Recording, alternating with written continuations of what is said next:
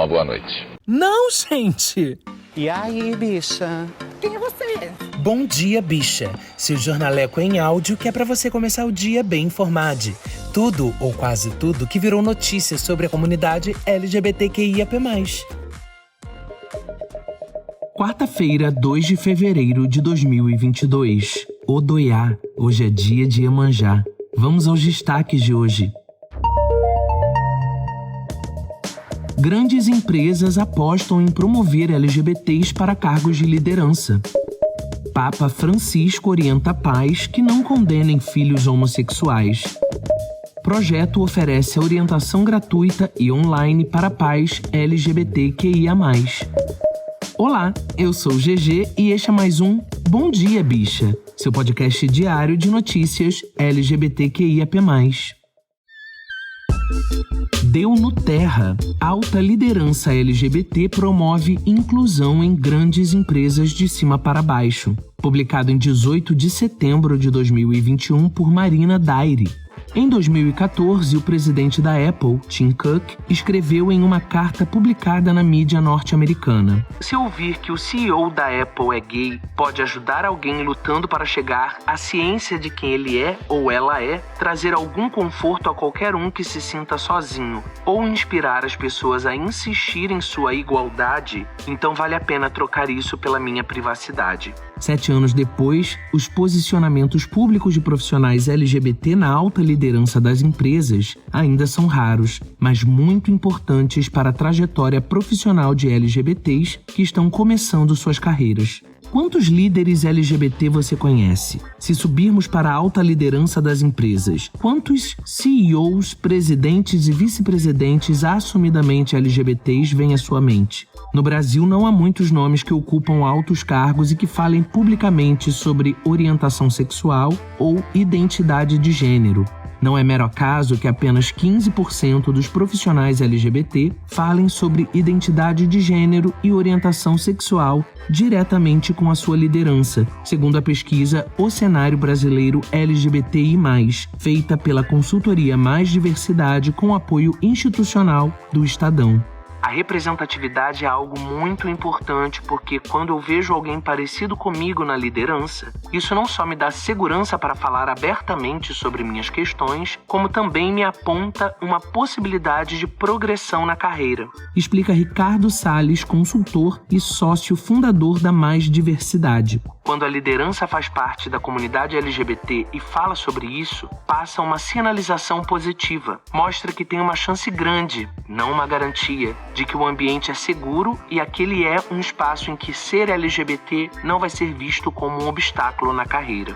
Nas últimas semanas, a reportagem foi à procura de altos líderes que sejam gays, lésbicas ou transgênero. Para chegar aos nomes foram ouvidos especialistas de diversidade e inclusão e profissionais da comunidade. Durante o processo de pesquisa ficou evidente que o tema ainda é tabu no país e que são poucos os LGBTs na alta liderança que falam publicamente sobre o tema. O fato contrasta com a necessidade dos funcionários que estão mais abaixo hierarquicamente nas organizações. Segundo a pesquisa da Mais Diversidade, 54% dos entrevistados acreditam que ter mais referências LGBT entre executivos e executivas é um dos itens mais importantes no mercado de trabalho. Quando eu entrei no mundo corporativo há 18 anos, não tinha ninguém abertamente gay. Esse era o meu medo. Se não tem um gay, é porque o gay não cresce na organização. Logo, eu não posso me assumir. Eu tinha receio de me posicionar, de parecer muito afeminado, de ser excluído das oportunidades. Então, se eu tivesse uma referência na época, eu teria um ponto de apoio. Saber que alguém passou por isso e cresceu tira um peso muito grande das pessoas. Conta Argentino Oliveira, diretor de Gente e Gestão da Suzano. Para ele, hoje, falar sobre ser um homem gay no mundo corporativo é parte de sua responsabilidade como um líder C-level de alto cargo. Nós que estamos em posições executivas em empresas brasileiras e multinacionais, temos a obrigação de ter um impacto social, porque a gente consegue impactar notar muito mais estando em cargos executivos em empresas grandes. Daniele Torres, sócia diretora de práticas profissionais na KPMG, mulher transgênero e bissexual, completa que o compromisso tem que partir de cima. Em primeiro lugar, precisa existir a diversidade como uma função, como algo perene, e precisa ser de cima para baixo. Não adianta ter um comitê de diversidade se ele não vier da alta liderança. Embora seu cargo na empresa não esteja relacionado com a área de diversidade, ela dá palestras voluntariamente em organizações de diversas partes do mundo para falar sobre a importância da inclusão de profissionais LGBT, especialmente transgêneros, no mercado de trabalho. Ter referências trans no corporativo era quase impossível há mais tempo. Na sociedade, no geral, eu sempre me inspirei na Márcia Rocha, advogada trans e uma das fundadoras da Transempregos, plataforma de empregabilidade para transgêneros. Quando eu pensei, será que vai caber eu levar esse assunto ao mundo corporativo? Ela era a única referência mais próxima que eu tive.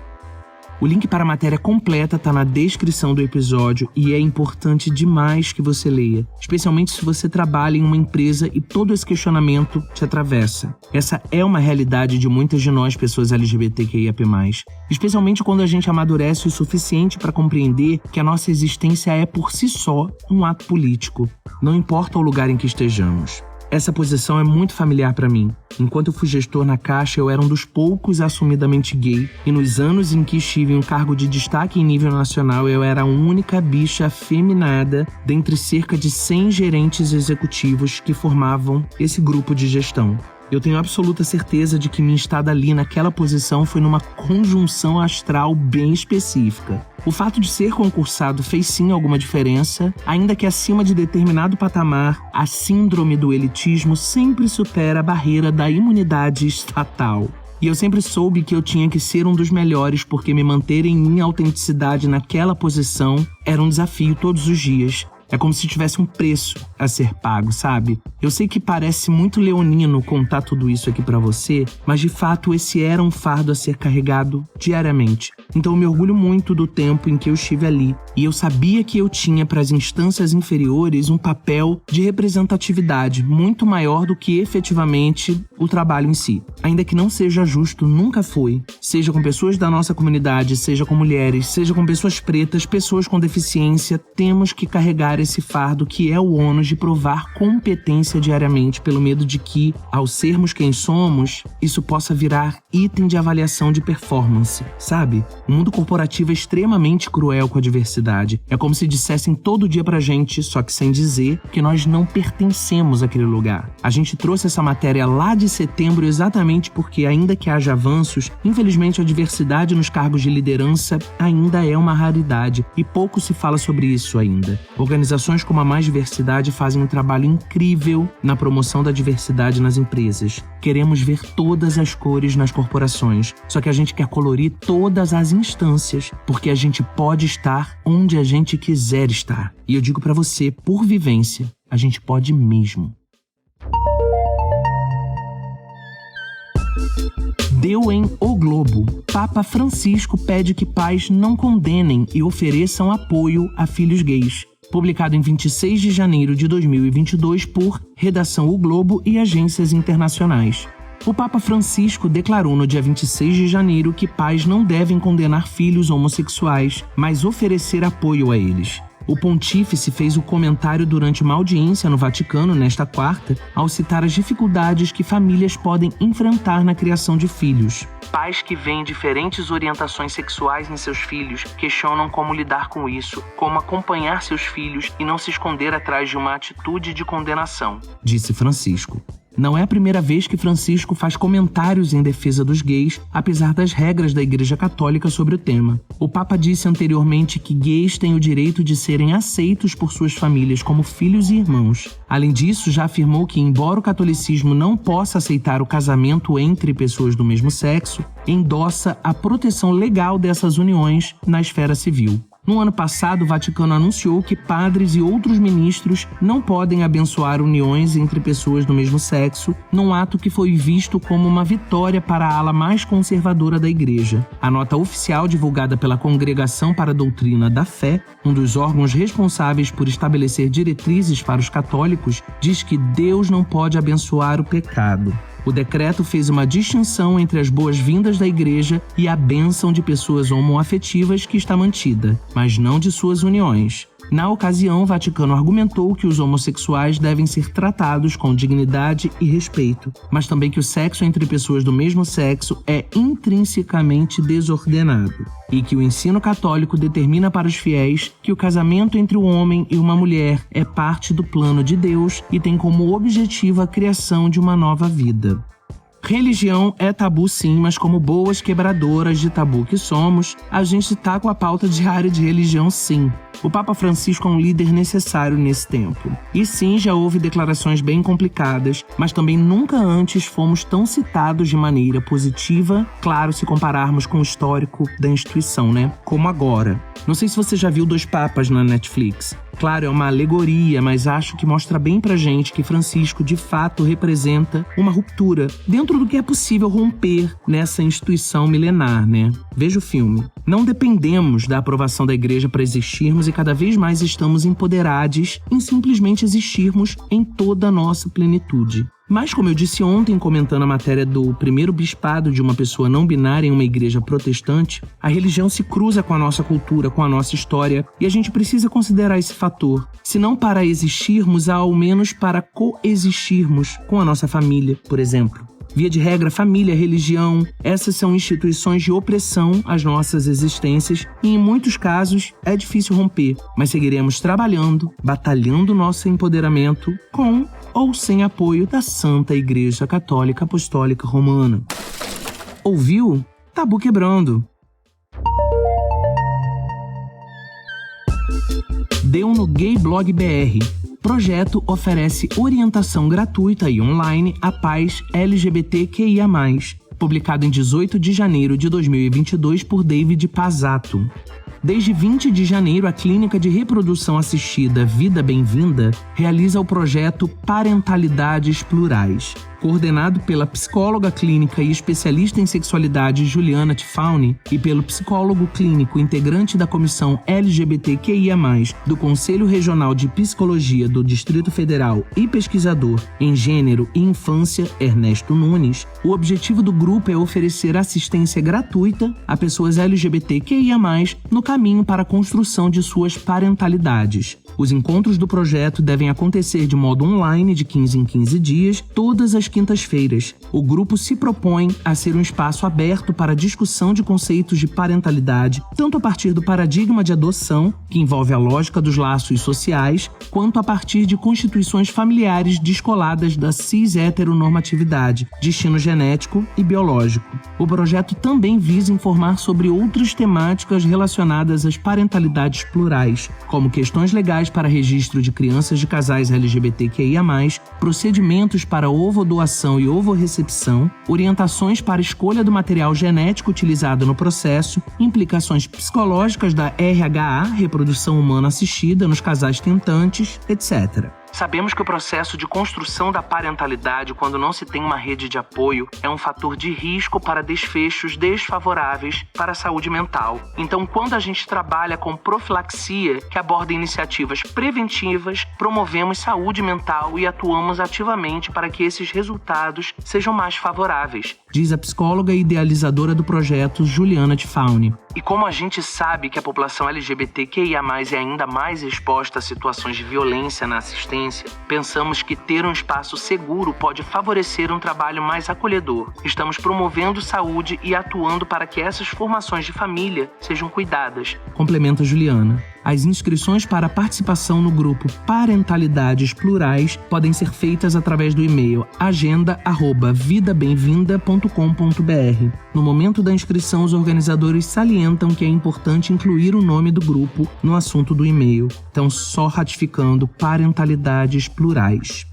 Isso ainda é tão novo pra gente, né? E como temos nos organizado tão bem diante de tantos avanços. A gente tem mandado muito bem sim. Essa questão de parentalidade em relação à nossa comunidade, as diversas possibilidades, desde a adoção até as variações de reprodução assistida, isso é tudo muito novo e é importante a gente compartilhar essas notícias, essas ações, muitas vezes pode não te contemplar diretamente, mas você pode indicar para alguém que contempla. Ou mesmo não é exatamente o que você está precisando, mas uma matéria, um contato que a gente disponibiliza pode te fazer chegar mais perto da sua real necessidade. Vamos se enfiando nos lugares, vamos mandar e-mail, ligar, vamos buscar na internet. A gente precisa fazer girar essas informações porque essa também é uma forma de nos fortalecermos. E mais um Bom Dia Bicha chega ao fim. E hoje é o dia dela, da rainha do mar, desse orixá tão amado, mãe das cabeças. Então peça a ela lucidez, saúde mental que nesses tempos tem estado tão em falta, né? Que Iemanjá nos ajude e nos mantenha firmes e tal qual o mar, que nós possamos ter a leveza e ao mesmo tempo a densidade da água. Que possamos ser rasos e profundos, calmaria e ressaca. E que tenhamos discernimento na compreensão do momento ideal para que sejamos cada uma dessas fases.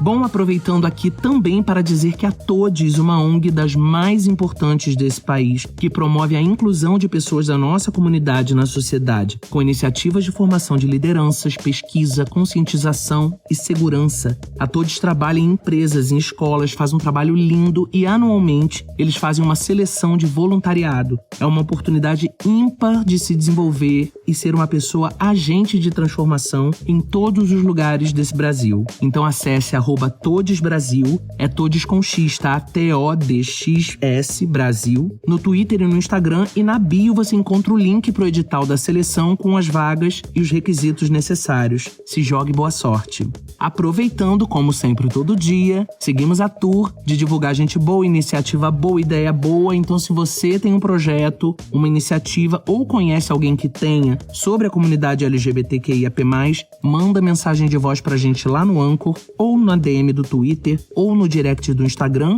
ou no e-mail queobichapod@gmail.com. Manda um áudio de cerca de 1 minuto contando a sua história, a sua iniciativa ou a que você quer apresentar pra gente. As nossas redes estão na descrição do episódio, juntamente com os links para as matérias completas.